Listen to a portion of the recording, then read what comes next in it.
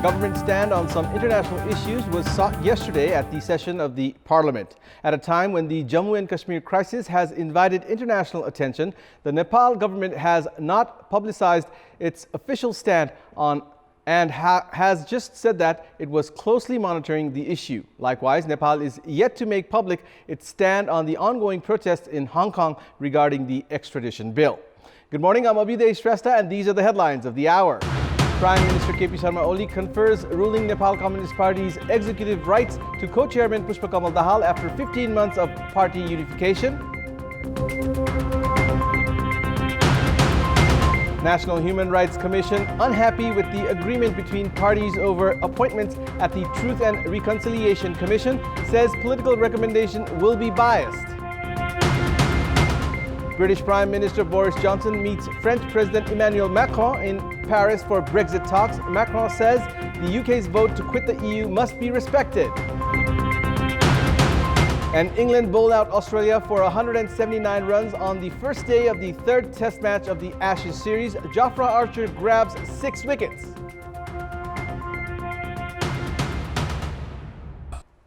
Let's begin with the national political updates.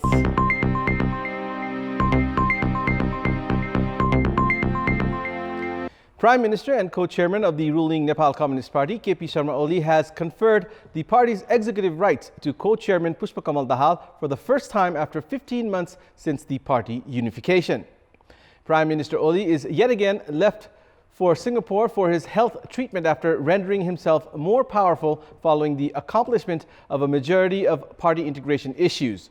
Before leaving for Singapore, Prime Minister Oli assigned co-chairman Dahal with the rights to take decisions regarding crucial intra-party issues, including the party organization. अर्को अध्यक्ष श्रद्धेय comrade प्रचण्डको नेतृत्वमा पार्टीको सचिवालयको बैठकहरू बस्ने, सांगठनिक एकीकरणका बाँकी कामहरू बारेमा निर्णय लिने र अन्य आवश्यक पार्टीले निर्णय गर्नुपर्ने विषयहरूमा पनि निर्णय लिने समझदारी भएको छ. As per the agreement during the party unification, both the chairmen are supposed to undertake the chairmanship of the party's meetings on a rotational basis. However, Dahal was earlier never provided with the right to hold the secretariat meetings and take decisions when Prime Minister Oli failed to show up.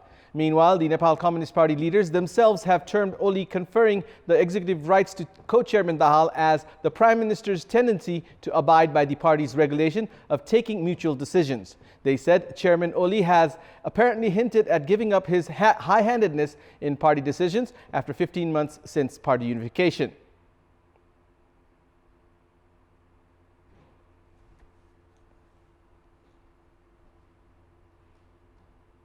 एकजना अध्यक्षको अनुपस्थितिमा पनि अर्को अध्यक्षको उपस्थिति हुन्छ भनेदेखि सचिवालयले निर्णय गर्न सक्छ भन्ने निर्णय गरिएको छ. यी तीनटा घटनालाई हेर्दाखेरि चाहिँ कमरेड ओलीले यो असफलताबाट सिक्न खोजेको हो कि भन्ने चाहिँ देखिन्छ. तर यो बीचमा हामी जति तरिकालाई बिगारेका छौं, जुन तहमा बिगारेका छौं, यो सानोतिनो अझै प्रयत्नले यो सुधार हुँदैन. Nepal Communist Party's Standing Committee member Ghanshyam Bhushal, who is reportedly affiliated with the party's disgruntled faction, has stressed on the need of sorting out the different views and even written proposals within the party through dialogues from now onwards. यो कुरा अब standing कमिटीमा आउँछ, आउनुपर्छ, छलफल हुनुपर्छ, किनभने यो माधव कुमार नेपालको कुरा होइन, यो मेरो कुरा होइन. यो पार्टीको कुरा हो, पार्टीका तमाम हजारौं लाखौं कार्यकर्ता सदस्यहरूको कुरा हो. Chairman Oli had earlier confined all the crucial rights of the party to himself due to his minority status at the party secretariat. He has now strengthened his position by upgrading the positions of leaders Bamdev Gautam and Jhalnath Khanal, who were associated with the disgruntled panel within the party. At the same time, Prime Minister Oli has successfully sidelined senior leader Madhav Kumar Nepal in the secretariat. Analysts have viewed this as a strategy to consolidate his position within the party without leaving any space for co-chairman Dahal for objection.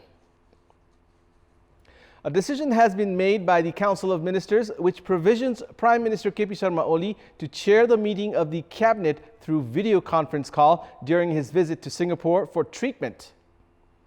The meeting of the Council of Ministers, held a day prior to the Prime Minister leaving for Singapore for his follow-up treatment, made such a decision. Government spokesman Gokul Prasad Baskota, while making public the decisions of the cabinet yesterday, informed that arrangements were made to hold the cabinet meeting, which will be chaired by Prime Minister Oli through video conference. Nepal सरकार कार्य सम्पादन नियमावली 2064 मा संशोधन गरी प्रधानमन्त्री स्वदेश वा विदेश भ्रमणमा रहेको अवस्थामा समेत भिडियो कन्फरेन्सिङ लगायतका सूचना प्रविधिको प्रयोग गरेर मन्त्री परिषदको बैठक बस्न सक्ने व्यवस्था थप गर्ने निर्णय गरिएको छ. The Council of Ministers has also raised the salaries of the Chief Justice, justices and officials of the constitutional bodies. The National Human Rights Commission, NHRC, has expressed its dissatisfaction towards the agreement forged between the political parties regarding the issue of transitional justice. The Commission Chairman, Anup Raj Sharma, issued a press release yesterday expressing discontent in terms of the agreement reached between the political parties for the appointment of officials at the Truth and Reconciliation Commission and the Commission of Investigation on Enforced Disappeared Persons. The meeting between the ruling Nepal Communist Party and the opposition Nepali Congress, held on Wednesday, had reached a consensus regarding the leadership at both the commissions. The NHRC has said that the appointment procedure would not be fair and transparent if the recommendations are made based on the agreement between the political parties. The press release also noted that the National Human Rights Commission is surprised at the consensus between the ruling and opposition parties. Based on the existing provisions, the recommendation committee should also include the representative of the Human Rights Commission. Welcome back. Opposition parties, including Nepali Congress, have demanded the government's stance on the ongoing Jammu Kashmir dispute and the protests underway in Hong Kong. Speaking at the meeting of the House of Representatives yesterday, the parliamentarians of the opposition parties said that the government should clarify the nature of Nepal's role in the ongoing dispute among the SAARC nations, India and Pakistan. Speaking at the special time, main opposition Nepali Congress lawmaker Meena Pandey opined that the government's version of closely monitoring the dispute between the SAARC member nations, India and Pakistan, was inadequate. She also asked for the government's stand on the prolonged Hong Kong protests.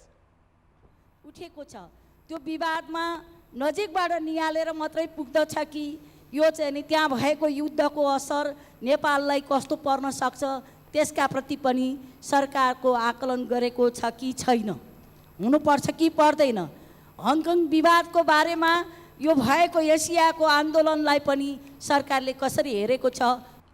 Likewise, Rashtriya Janata Party lawmaker Sarita Giri also drew the government's attention, saying that Foreign Minister Pradeep Gyawali's opinion had met with sharp contrast from the Indian side and urged the government to consider the ramifications.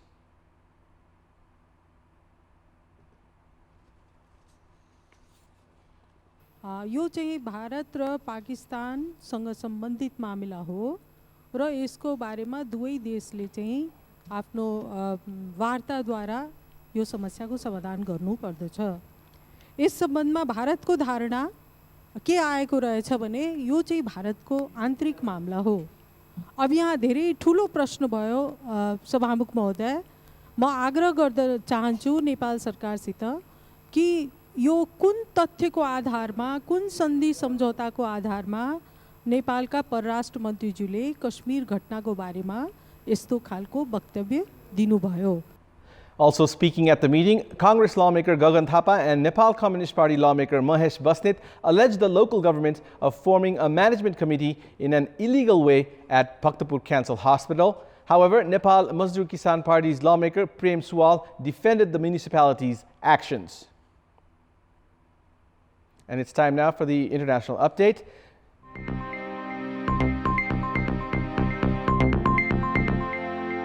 British Prime Minister Boris Johnson has met French President Emmanuel Macron in Paris for Brexit talks, with Macron saying the UK's vote to quit the EU must be respected.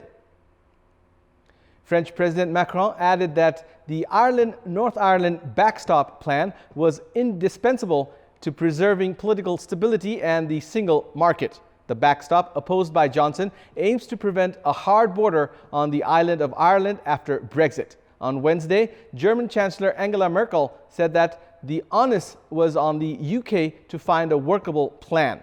British Prime Minister Johnson insists the backstop must be ditched if a no-deal exit from the EU on 31st of October is to be avoided. Johnson argues that it could leave the UK tied to the EU indefinitely, contrary to the result of the 2016 referendum in which 52% of the voters opted to leave. But the EU has repeatedly said the withdrawal deal negotiated by former Prime Minister Theresa May, which includes the backstop, cannot be renegotiated. Welcome back. In our Public Voice segment, we have asked the locals in Kapilvastu district regarding what they think should be done to reduce road accidents. Let's take a look at what they had to say. Public Voice. Traffic हरूले चाहिँ विद्यालयमा समुदायमा जनचेतना जगाउनु पर्यो सडकको स्तर उन्नतिमा ध्यान दिनुपर्छ नेपाल सरकारले सवारी चलाउँदाखेरि यस्तो मोबाइल भयो अनि लागु पदार्थ अनि अन्य मद्यपानहरू खाएर चलाउनु हुँदैन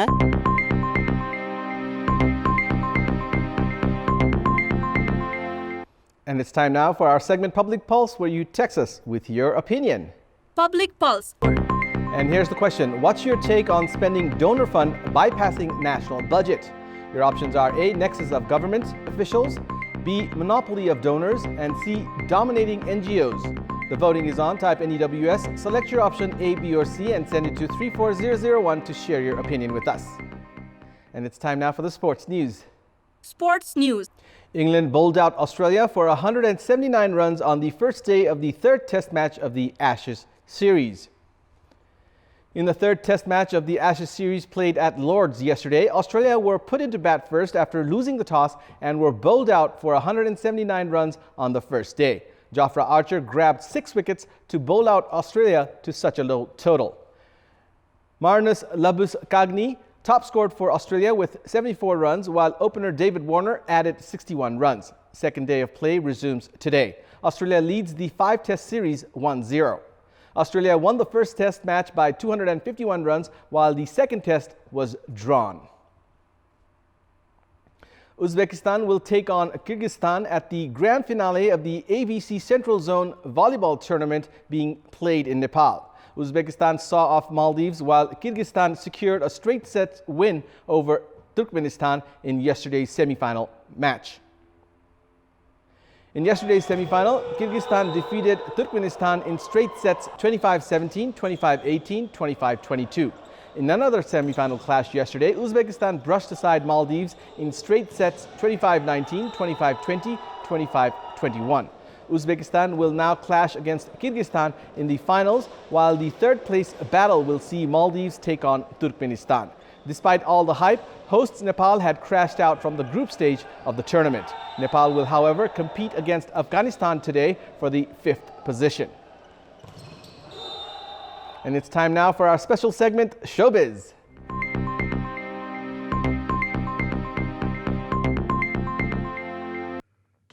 The 25th James Bond film has confirmed its title as No Time to Die. The announcement came from the official 007 Twitter account, which also confirmed Daniel Craig's return to the franchise as its protagonist. The film will premiere on 3rd of April 2020 in the UK and on 8th of April in the US. No Time to Die marks Craig's 5th turn as James Bond and follows 2015's Spectre. Craig's first 007 film was 2006 Casino Royale, having taken over the role from Pierce Brosnan. No Time to Die was originally slated for November 2019 release, with famed British director Danny Boyle leading the project, but was postponed after Boyle left and was replaced by Kari Joji Fukunaga, who also directed True Detective, Beast of No Nation. No Time to Die will see Bond enjoying a tranquil life in Jamaica after leaving active service before an old friend from the CIA turns up asking for help. Bond then embarks on a mission to rescue a kidnapped scientist while hunting down a mysterious villain armed with dangerous new technology. A classic Bond film in other words. Keanu Reeves is set to return to the world of The Matrix, with the 4th chapter now officially confirmed. Lana Wachowski, who created the franchise with her sister Lily, will also return as director, along with the original cast member Carrie-Anne Moss. This year marks the 20th anniversary of the original Matrix, which told the story of the hacker Neo and his discovery that the world was in fact a simulated reality. Over the course of the 3 previous Matrix films, The Matrix Reloaded, and The Matrix Revolutions, the franchise pulled in more than $1.6 billion at the global box office. One of the most compelling themes that has emerged around The Matrix since the film's release 2 decades ago is its resonance as a metaphor for trans identity, given both of its creators have since transitioned.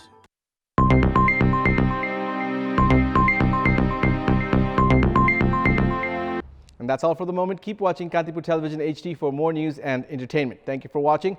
Have a good morning.